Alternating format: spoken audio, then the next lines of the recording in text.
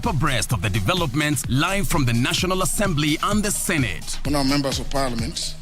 The questions. When is the construction expected to commence? The motions. Beg to give notice of the following motion. The debate. Will as many as want to say aye. The statements. A statement on an issue of general topical concern.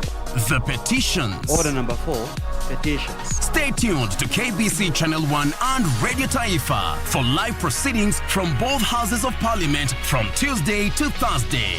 Live, uncensored, unedited.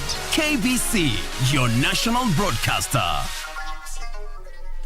Ili kupata huo ni upendo, kama sikiza tune kwenye simu yako, bonyeza *811 *817#. Sio lazima uwe na hela nyingi ama uwe tajiri mkubwa, uwe na fedha nyingi ndio uweze kumsaidia mtu. Hapana, kidogo utakachopata ama kidogo ulicho nacho, mgawie. Mfanye mwingine pia afurahie. Umpatie tabasamu. Kupata huo ni upendo, kama sikiza tune, bonyeza *811 *817#. *811 *817#.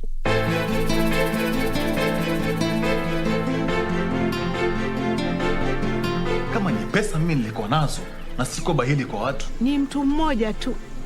Nanbadi. Sikutamani wala sitawahi kukutamani. Sio haki. Sio haki kabisa. At least angekudanganya. Sio kukwambia waziwazi namna hiyo. Really? Yeye nafikiri mimi naromba sana. Nahitajika kuanza safari yangu.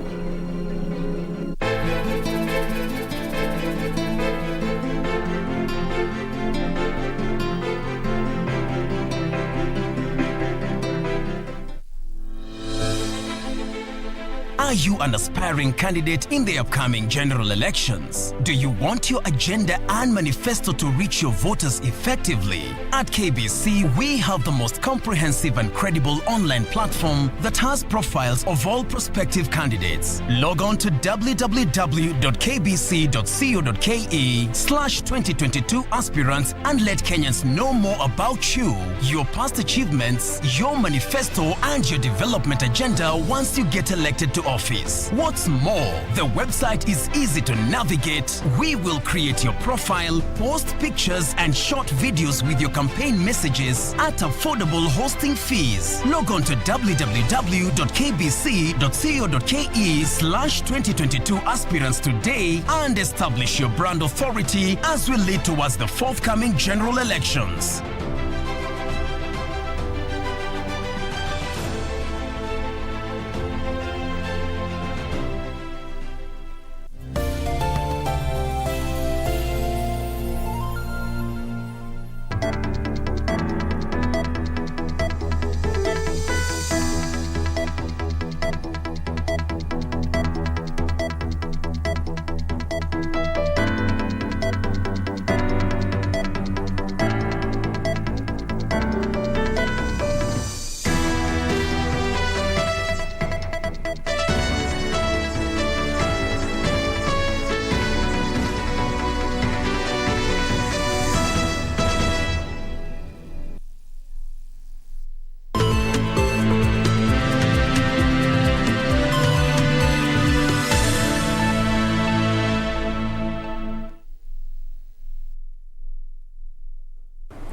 Good afternoon. This is Lunchtime News. I trust you're having a lovely Tuesday.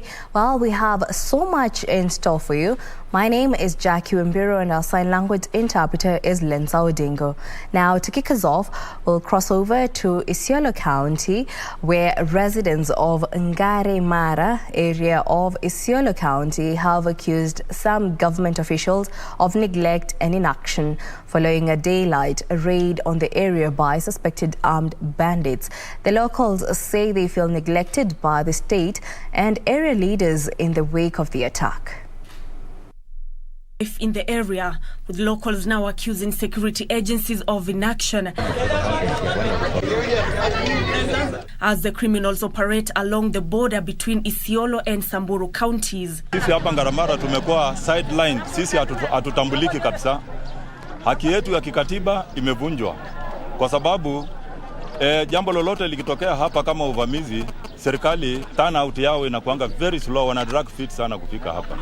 Jamani, sisi kama Waturkana na hapa sio Samburu district, sio Samburu county, ni kwa nini viongozi wa Isela wananyamaza? Sisi saa hii hatuna amani kimaisha, unaona, kimaendeleo, mpaka hata umasikini ile tulikuwa na imezidi zaidi, mpaka watoto wetu wa form 4 saa hii hawafanyi mitihani. According to Justin Teperiko Kikai, over 700 goats and 25 cows were stolen during the midday attack on Saturday. The bandits struck again the following day, where a 50-year-old mother of 6 was allegedly ambushed, raped and abducted by the criminals. Nyinyi mko wapi kama serikali? Mtuangalie, sisi tumeumia hapa. Imefika next and size kina mama wetu wameanza kurepiwa. Mzee hapo amekatakatwa, maini peke yake ndio ilipatikana. Security sisi tuko na shida kabisa. Hii ng'ombe ya jana ilienda hapo karibu kabisa hata na shule. Sisi hata ni Mungu tu ndio tunajua kuwa anatulinda sisi. Tunaomba kama serikali mchukue hatua kuwaondoa hao wahalifu hapa, kuwaondoa hao watu hapa wasio wanatusumbua. Isiolo County Commissioner Geoffrey Omoding, however, refuted claims that a woman had been abducted on Sunday, arguing that he only had reports of a rape incident and livestock theft. He said police and the National Government Administration officers were already working to track down the criminals and recover all the stolen animals. According to the locals, only 85 goats have been recovered so far from the 700 goats and 25 cows that were stolen on Saturday.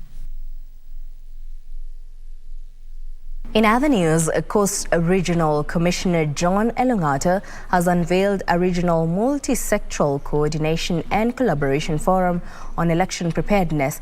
Elungata says the forum will promote a safe, peaceful and conducive environment in the region before, during and after the upcoming elections.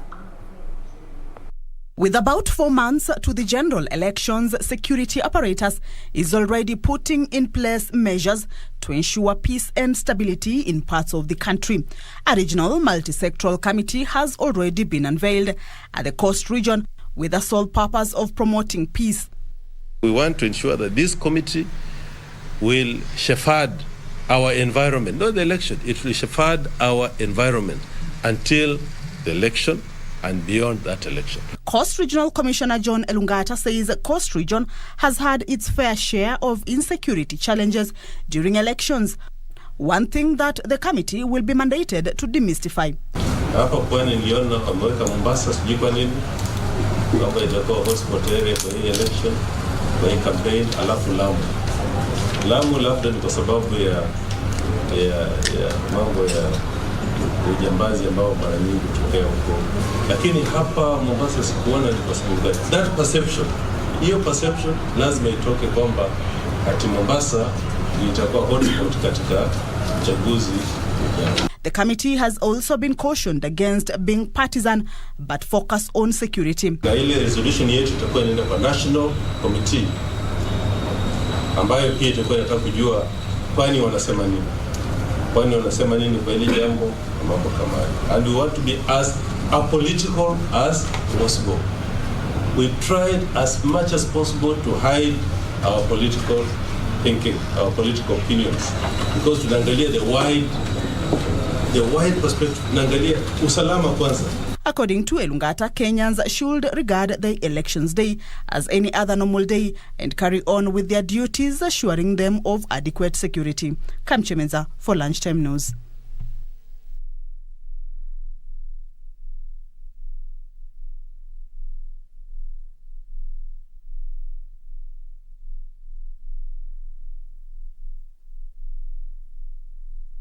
The Kenya National Examination Council Chairman John Onsati has maintained that there has been no examination leakage in the ongoing Kenya Certificate of Secondary Education exams. Onsati dismissed rumors the exercise has been compromised, saying all attempts to do so have been contained. John Onsati on Tuesday morning witnessed the dispatch of examination papers at Kiambu County Commissioner's offices, assuring stakeholders all is well. He warned those who intend to be involved in exam malpractice that they will be dealt with according to the law if caught. Katika mipangilio yetu, mitihani haijatoka. Yaani ile kwa kizungu wanasema leakage. Mitihani haijatoka na haitatoka mbele ya ile wakati tunakuja kupeana hiyo mitihani kwa hizi containers. Kwa hivyo tunataka kuhakikishia wananchi, tunataka kuhakikishia wanafunzi wote mitihani inakuja kwa wakati unaofaa. This as Teachers Service Commission Chief Executive Officer Dr. Nancy Macharia moved to downplay widespread fears that the ongoing Kenya Certificate of Secondary Education examination has been leaked. Speaking in Mombasa when she led senior government officials in witnessing the opening of the exam,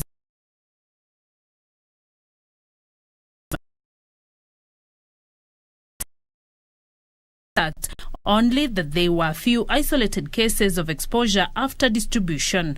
Some of these bad people then go and open earlier than stipulated by NEC regulations, and of course they take pictures. That's what has been happening, and you know that these people have been apprehended, and since then you haven't heard of any early exposure. On Tuesday, candidates are writing Kiswahili Fasihi and religious education papers. Beatrice Gatonyangetich, Lunchtime News.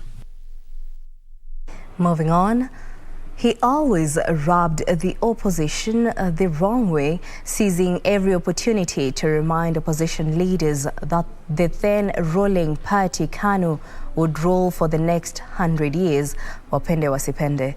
In today's edition of The Cabinet, we dig into the life of KANU Mombasa Supremo Sharif Nasir bin Taib.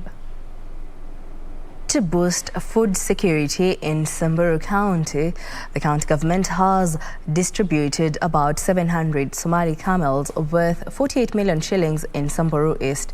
The county's executive member in charge of agriculture, livestock and fisheries, Benedict Lentumunai, said the camels are capable of withstanding drought conditions as well as providing sufficient milk.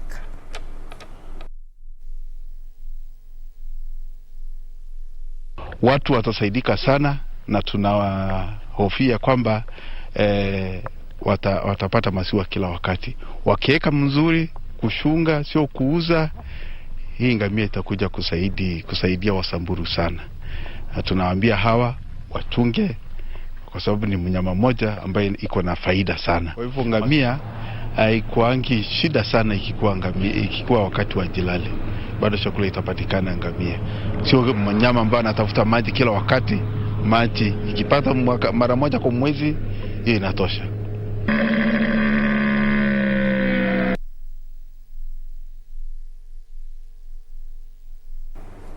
And now in other news, conservation experts are calling for the adoption of climate-centric land management systems owing to erratic weather patterns exacerbated by climate change. Our reporter Regina Manyara is attending the regenerative land management workshop in Mombasa and has the details.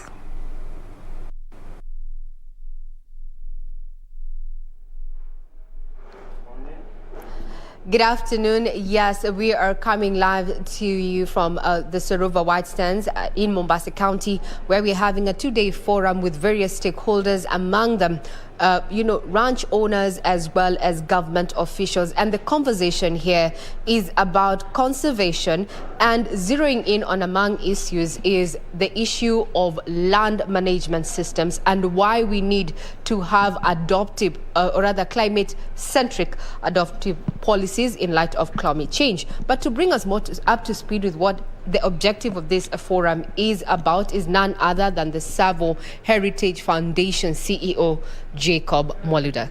Good afternoon. We start off by saying Happy International Water Day. Happy International Water Day. Water is life. Yes, so we are starting a forum today. It brings together various stakeholders. It's an initiative of the Safe Savo Initiative, Restoration Initiative, also known as the Southern Kenya, Northern Tanzania Initiative. And we are looking at and focusing on a landscape that's about 400,000 square kilometers. It's a transboundary landscape. And as always, the biggest challenge is the hydrology, the water systems. What do we need to do? What do we have to do? And I will say it very, very eloquently in the introduction. I think it's critical that we focus on the management. It's a management issue. We need to get the management right. And we've gotten consultants from the Savory Institute from South Africa, the African Hub. And over the next 7 days, they will train us for 2 days. We'll have a workshop for 2 days. We'll go to the land to look at the pilot site for another 4 days before developing a proposal that hopefully will inform the development of the pilot. But in essence, what we're looking at is how do we get maximum from the lands that are ASAL. And this is 75% of the 400,000 square kilometers I'm talking about. These are arid and semi-arid lands where nothing else outside livestock can thrive. So how do you manage livestock in a way that regenerates the land, fights desertification, and combats climate change? Now, Mr. Mwaluda, one of the issues that has come up from the experts here this morning, or rather during the day, the conversation has been, hard grazing, or rather the impact of herding. And this has been quite a controversial conversation, especially within the ranches. Do you think that this is an adoptive policy that, ranch owners can actually look into now that you're talking about effects of climate change, desertification and such? Yes, I think it is. And it's really an issue of understanding. It's the ability to be able to understand that overgrazing, as a lot of us understand it to be, is actually wrong. Overgrazing is a time issue and is not a numbers issue. So it doesn't matter how many animals you have in a certain space. It matters how long those animals are in that space before they come back for the second grazing. So it's a grazing and management issue, and that's why we're focusing on management policies. What do you need to do so that you adopt the right policies to drive the right grazing techniques? And this is actually climate smart. So it's more of a time management issue. It's totally a management issue and not a numbers issue. Now, as we come to a close with this link, things that this is a 2-day forum. This is a follow-up of another forum that was held towards the end of last year. A call to action to have stakeholders within the private sector as well as government coming on board and hitting the ground running away from paper to implementation. What is your take, or rather, what is your objective for this 2-day forum? So we are starting with sensitizing people on the policy. We'll go to the ground to develop the proposal, and it's our hope that in the next 2 months we'll be able to roll out the plan. So what was agreed in Mombasa is we need to move away from now discussions and writing and actually go into implementation. And this is the first project of the Rangelands project pillar. So we'll be going to the ground from Thursday up to Sunday, develop a proposal that will straight be rolled out in another 2 or so months. So we'll be able to have a pilot that is functional, and hopefully in another 3 years be able to scale into the 13 counties of Savo. Indeed. There you have it, Jackie. That is just a recap of what was happening in the first session of this particular 2-day forum, where experts are converging to talk about matters of regeneration, focusing on the available resources. And this is land, given that statistics indicate that 2/3 of the world currently, can only sustain livestock. And then how do we use, the livestock that we have to also replenish the earth's for sustainability? I'm Regina Manyara, reporting live from the Sarova White Sands. Now back to you, Broadcasting House. So much, Regina Manyara, for that report coming live from Mombasa, where the regenerative land management workshop is underway. For now, we move on. Hundreds of livestock breeders in Mandera County risk losing their entire livestock if the ongoing drought situation experienced in the region continue to bite. The herders who are forced to travel 9 kilometers to get water for livestock in domestic use are now accusing the Mandera County leadership for failing to come to their aid in efforts to mitigate drought in the area. A resident of Mandera East Sub-County is worried of losing his entire livestock to drought this year. Hakuna mtu ambao anaweza kuishi bila maji duniani. Sisi tuko bila maji. Mangasa hakuna. Hii ukame ni zaidi sana. Hussein is among hundreds of residents who depend on livestock for a living. Due to the ongoing drought, they are traveling for 9 kilometers to get water for livestock and domestic use. Many residents here are now staring at abject poverty as the prolonged drought experienced in Mandera has left them with very little livestock. Inatoa maji kutoka mtoni, anapakiwa saa 10, anakuja saa 4. Sisi tuko na tabu. Wale wana supply maji, hakuna mtu ambao tunabata maji kwake. Sijaona MCA, bado wana governor, bado wana MP tangu 5 years iliyopita. Tunaumia hapa. They now want the government to intervene in mitigating the adverse effects of drought in the area, saying unless they receive urgent assistance, the situation could be so dire. Serikali wetu waziri wa maji yote ambayo inauzi hapa, tunataka kuomba tutatue shida yetu iko hapa. Omba serikali ya Kenya atupatie maji wakati wowote. Sisi ni watu wa Kenya, tumeumia hapa. Tafadhali wale ambao wa kiongozi atupatie sisi maji. Ben Chumba, Lunchtime News. US President Joe Biden has given his strongest warning yet that Russia may be preparing to use chemical and biological weapons in Ukraine. Biden says Russian President Vladimir Putin has his back to the wall as a result of Ukrainian resistance, adding that there was a danger, that he would resort to more severe tactics. Claimed on Tuesday that Russian forces have stockpiles of ammunition and food that will last for no more than 3 days, with officials saying the situation was similar with fuel. This amid claims about 300 Russian servicemen refused to carry out orders in the Oktirka district of the Sumy region, with reports from the UK's Ministry of Defence saying Russian forces appear to be stalled in place, with Ukraine continuing to repulse attempts to occupy the besieged southern city of Mariupol. The latest development comes hours after an airstrike attack by the Russian military on a shopping center in the Podilsky district of Kyiv that has left at least 8 people dead. Ukraine says a further 8,000 people were evacuated from conflict zones on Monday. President Zelensky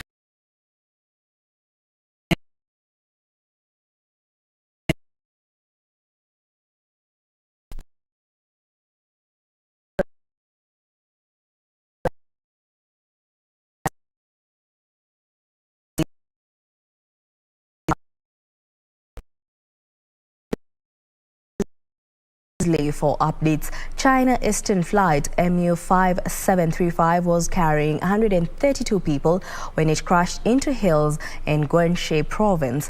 The tragedy has sparked widespread grief in China, with President Xi Jinping ordering a full-scale investigation.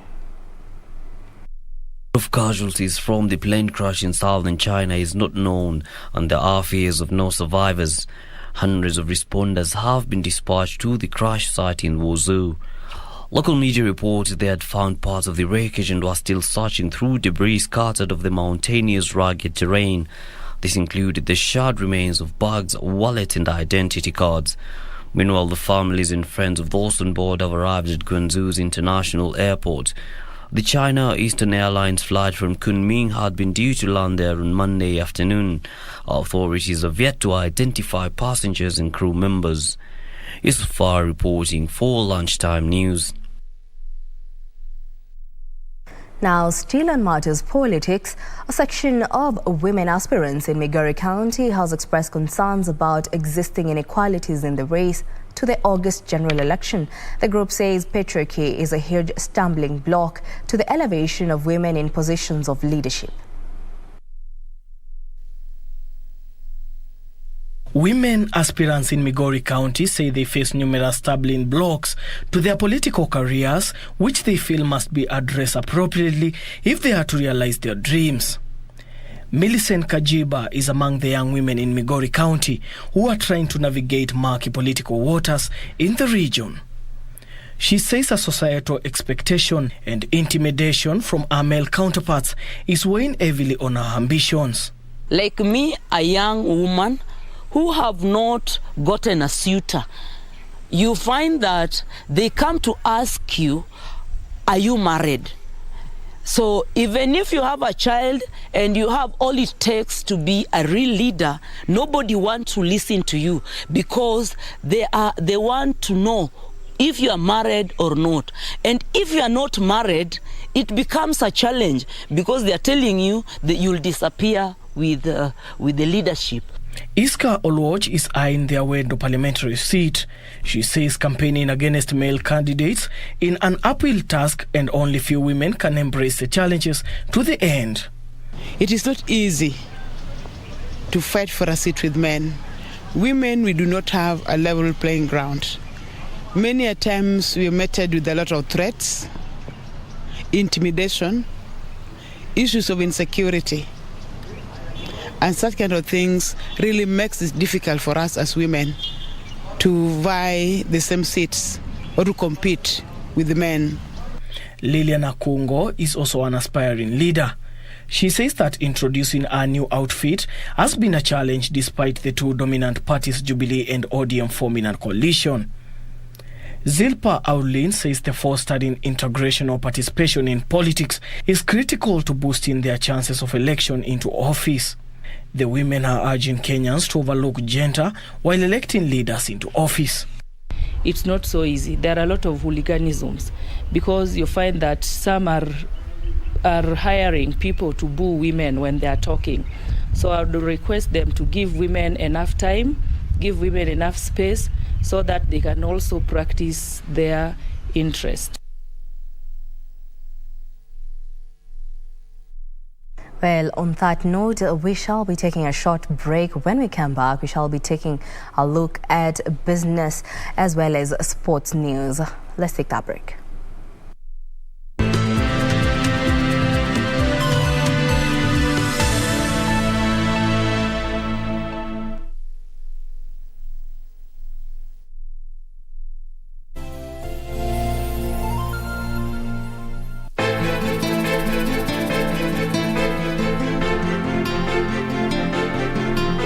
Pesa mimi nilikuwa nazo na siko bahili kwa watu. Ni mtu mmoja tu na nibadi. Sikutamani wala sitawahi kukutamani. Sio haki. Sio haki kabisa. At least angekudanganya. Sio kukwambia waziwazi namna hiyo. Really? Yeye nafikiri mimi naromba sana. Nahitajika kuanza safari yangu.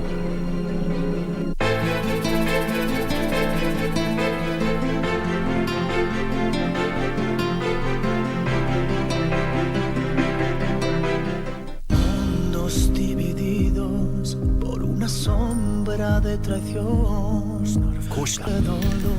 lying heart, fue sembrando el veneno y la ambición.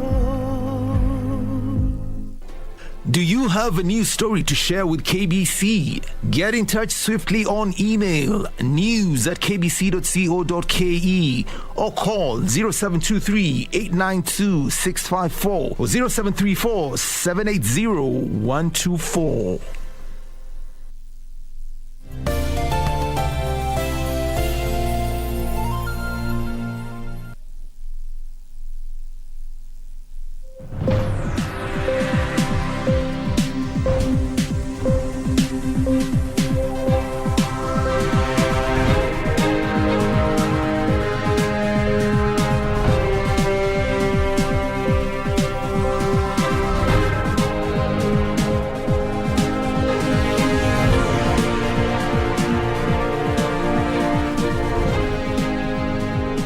The Kenya Plant Health Inspectorate Services has stepped up field audits and facility inspections for avocado traders eyeing the Chinese market. KBC says this is expected to unlock the export opportunity of locally grown fresh avocados valued at more than 110 million annually. To the Horticultural Crops Directorate Performance Report, the volume of avocado exports increased from 70.3 million kilos in 2020 to 84.5 million kilos in 2021. However, the value of avocado exports decreased from 14.5 billion shillings in 2020 to 14.4 billion shillings between January to November 2021. The export of fresh avocados to China follows the early January signing of 2 protocols to facilitate bilateral trade, mainly the export of avocados and aquatic products from Kenya to China. China is a very discerning market, and you've got to have all of the necessary quality parameters, traceability parameters, the quality of your pack house have all got to be put in place to their highly exacting standards. If you do that, you should be able to export your fruits to China if they are of good quality. KBC's Managing Director Professor Theophilus Mutui says the regulatory agency has stepped up surveillance efforts to ensure that all eligible avocado growers and pack houses meet the stringent phytosanitary standards and accorded an opportunity to enjoy the Chinese market prospects. Fresh avocados were originally excluded from the Chinese markets due to fruit flies, with access restricted to frozen produce. We are required to do a specific number and also do a specific destructions of the particular number that we identify. And this is just to make sure that we are ensuring that the products are free from the quarantine pests that have been identified. KBC's General Manager in charge of Phytosanitary Services, Dr. Isaac Masharia, said the National Plant Health Regulatory Agency is actively working to support the export of fresh fruits to China once the local Hass avocado harvest season opens next month. We have a huge demand for avocados in China. We have a window of February to March where we are not receiving much of the avocados from Peru and maybe the Colombians and Mexico. This is a window which Kenya can be able to utilize. As part of its mandate, KBC will also undertake stringent pre-shipment inspection for all containers before they are exported to ensure the compliance with the Chinese plant health standards. Reporting for Lunchtime News, I am Teresa Mutai. A lack of proper legislation and policy frameworks is increasing the vulnerability of rural households and exposing users to risk of waterborne diseases. Davis and Shirtleaf Group CEO David Gatende says institutioning policy framework to support local capacity will make it easier for the country to tap into groundwater resources to boost access to water. Data from UNICEF and the World Health Organization notes that approximately 2.2 billion people around the world do not have access to safely managed drinking water services. Poor water quality and inadequate sanitation are negatively impacting food security, livelihood choices, and educational opportunities for vulnerable families across the world that spend endless hours fetching water over long distances. Davis and Shirtleaf CEO David Gatende is calling on the government to facilitate ease of access to clean water in rural Kenya. What we need is different actors to act together, and the government can provide that enabling environment by, for instance, a company like Davis and Shirtleaf will supply the equipment. So the pumps and the modules and the inverters that convert from DC to AC so that the pump can work, that's equipment that we can supply. Gatende says this will make it easier for the country to tap into groundwater resources to boost access to water for more households and reduce significantly frequent water shortages experienced in major towns. And so it's a very sustainable solution and that is good for the environment because it's using renewable energy and there are no maintenance costs whatsoever. Nduta Mukami for Lunchtime News.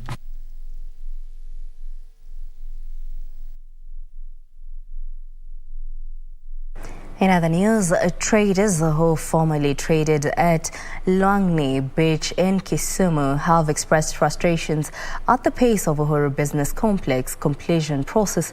The traders who were evicted from their former places of work in 2019 were promised allotment at the newly built complex, but they are yet to start operations over alleged management standoff between the national and county governments.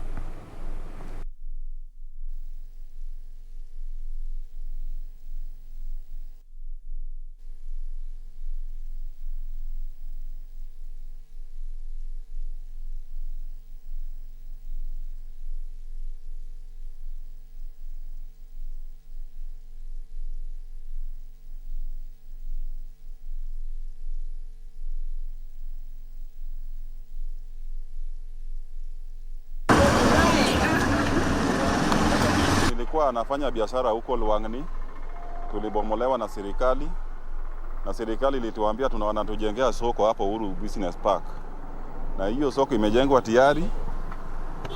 Tulishapatiwa stalls hapa ndani, tufanye kazi hapa ndani. Lakini vile tulianza kufanya kazi, tukakatazwa tena tusianze kazi. Sasa tujui nini nafanyika hapa. We were told that we are going to start working at the end of February. It is March now. We have bills to pay. We have county waters that we are using and they want their bills.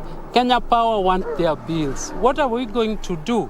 Sasa Kenya, mimi naomba watufungulie ama watuambie Kenya tutaelewa, tujue rada ni gani, tunaelekea wapi juu tunaumia mali tuko. The county will be opening the market on 30th March of this month. So I think all of the traders will be informed. I think they will send you messages and even advertise it on the radios, so that on 30th, each and everyone who has secured a stall here will be given a chance to come and start his own business. Equity Bank has posted a 40.1 billion shilling post-tax profit for its 2021 financial year. This represents a 99% year-on-year growth, according to the group Chief James Mwangi.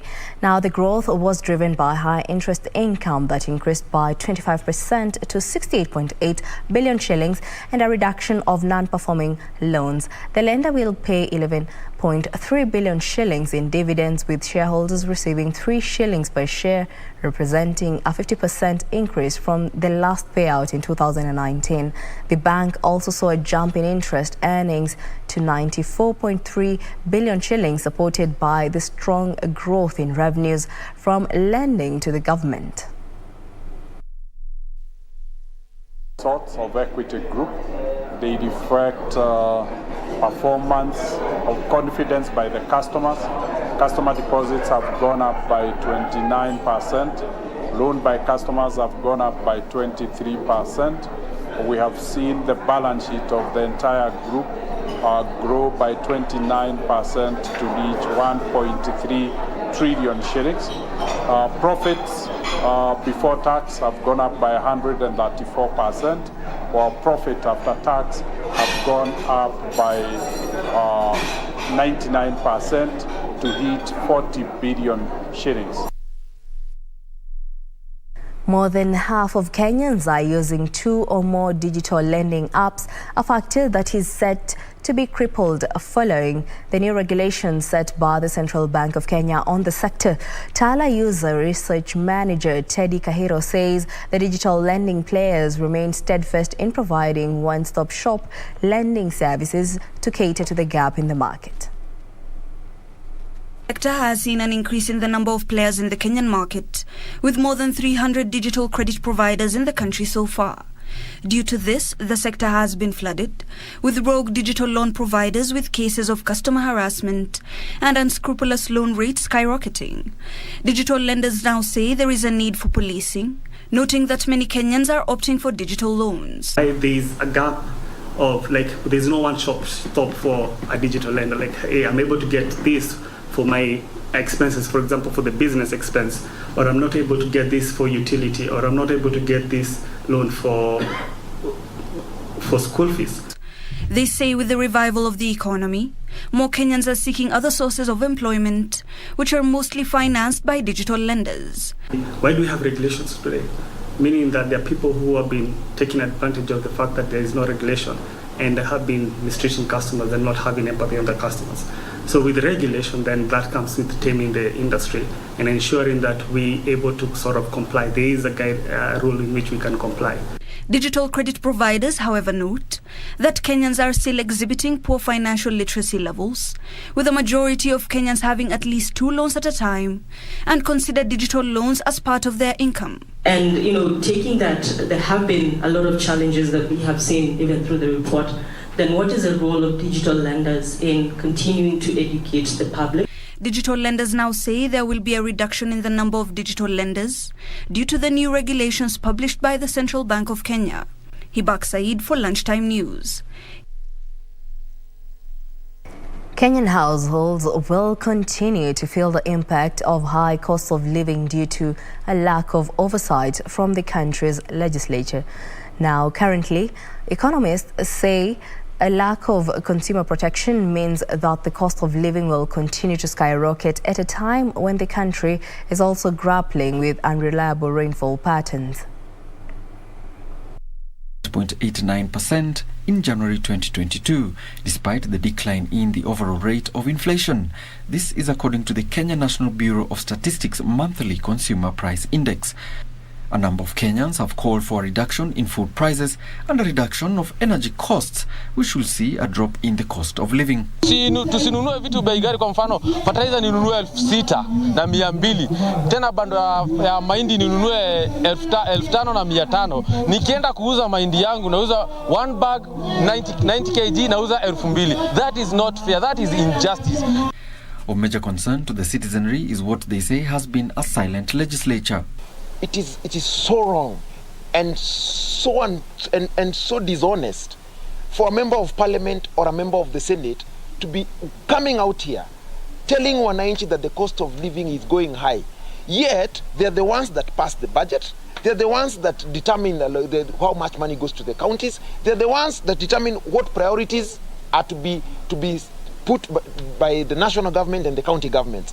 Citizens now want the legislature to act with speed in bringing in more pieces of legislation that will see relief in the pocket. Tunajua tumebakisha muda mfupi sana wavunjilie ama hii bunge ambalo linaendelea kwa saa hii livunjwe. Tunawaomba tu warudi kwa bunge, wajaribu kuangalia mambo ambayo wanaweza fanya na miswada ambayo wanaweza pitisha ili warudishe hii maisha chini. These sentiments come at a time when the International Monetary Fund's 2022 World Economic Outlook forecasts tough times ahead.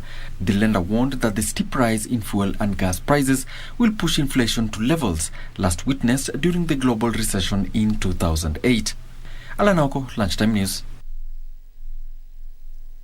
On, the escalating conflict between Ukraine and Russia has propelled global commodity prices up, causing price hikes in energy and agriculture sectors in Zambia. The country is feeling the hit as it majorly depends on imports from outside Africa. Here are the details of this and much more from Africa.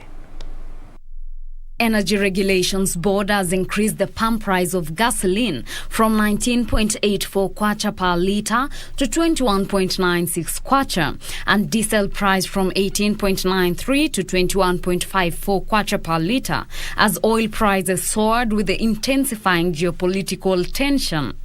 The situation escalations indicate higher cost of domestic and cross-border transportation and higher retail prices in the area, pushing the cost of living further upwards.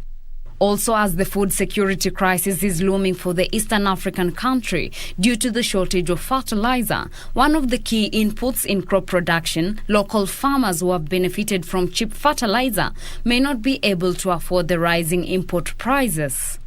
Meanwhile, heavy rain in most of Ivory Coast cocoa growing regions has revived hopes of a strong April to September mid-crop after an extended dry spell. Farmers have said that it will increase the production of cocoa beans in the coming seasons. The Cocoa Board is waiting for the new farm gate price to be set later this month before selling their last beans from the main crop. Buyers have offered about 600 CFA francs per kg, while the guaranteed farm gate price is 825 CFA francs per kg. The mid-crop is said to reach its peak in June and July after the rains. Finally, food and fuel prices in South Africa have soared at a higher rate, with local experts warning that inflation could be aggravated if these impacts linger on. Prices of transport, food and consumer goods are expected to rise sharply as major transportation in the country is still tied to the roads.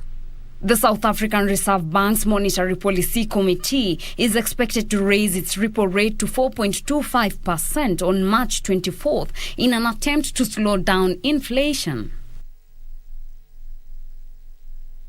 China will implement value-added tax credit refund worth $236 billion to provide strong underpinnings for keeping the operations of market entities stable and maintaining job security. The credit refund is a relief measure that can support businesses directly and efficiently. It is also a reform that helps cultivate sources of tax revenue and meaningfully refine the VAT system. The meeting, chaired by Premier Lee Keqiang, also decided to refund VAT credits to micro and small enterprises and self-employed households as general VAT players across all sectors, which is worth around 1 trillion yuan. Outstanding VAT credits will be refunded in one lump sum by the end of June this year. Refunds to micro enterprises will be completed in April and those to small enterprises in May and June. Newly added credits will be fully refunded on a monthly basis starting from the 1st of April. In addition, the tax refund requirement that newly added credits should be above zero for 6 consecutive months and newly added credits for the last month should be not less than 500,000 yuan will be cut off on a time-limited basis. Elsewhere, a Moscow court has banned Facebook and Instagram in Russia and labeled them as extremist organizations. The ban came after the platform owners, US tech giant Meta, allowed online hate speech against the country's nationals, according to the court ruling. Meta said in the court that it was not carrying out extremist activities and stood against Russophobia, Interfax reported. WhatsApp Messenger will remain operational in the country. Finally, the Japanese government on Tuesday issued its first ever power supply warning amid a power shortage after an earthquake last week shut several plants, with deficit compounded by technical troubles affecting Tokyo Electric Power Company. Japan's Minister of Economy, Trade and Industry issued the warning for areas supplied by Tokyo Electric and Tohoku Electric Company in anticipation of a demand spike to meet heating needs as temperatures dropped. The government also called on citizens to reduce their energy consumption. A magnitude 7.4 earthquake that struck northeast Japan last week destroyed equipment and forced 6 thermal power plants in regions serviced by TEPCO and Tohoku Electric to shut. Industry Minister Koichi Haiguda earlier told Parliament that some of those plants could take weeks or months to return to operations.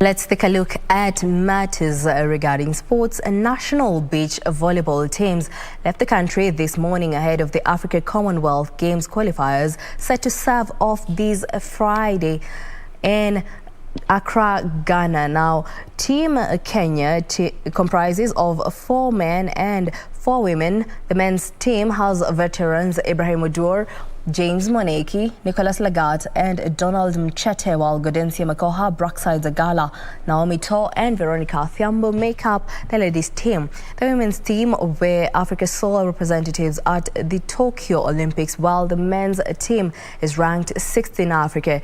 8 teams, among them host Ghana, Mozambique, Nigeria, Kenya, Mauritius and Sierra Leone, have confirmed their participation.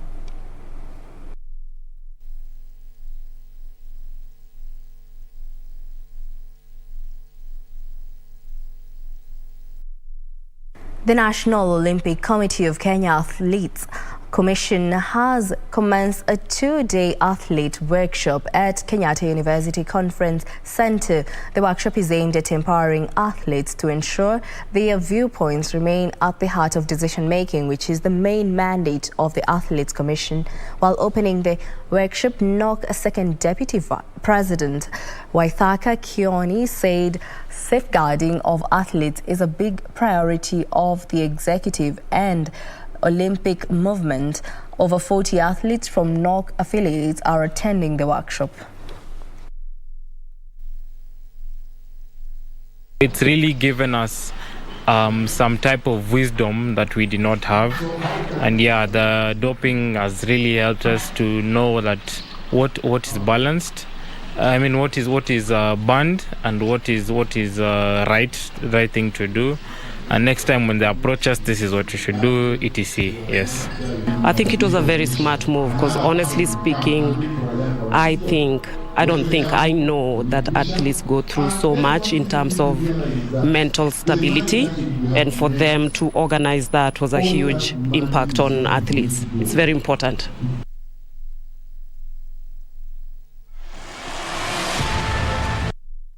What brings us to the end of our bulletin this afternoon. Thank you for keeping it Lunchtime News. My name is Jackie Wambiru. Sign language interpreter is Lensa Odingo. For more news, check out our website at kbc.co.ke. Enjoy the rest of the day.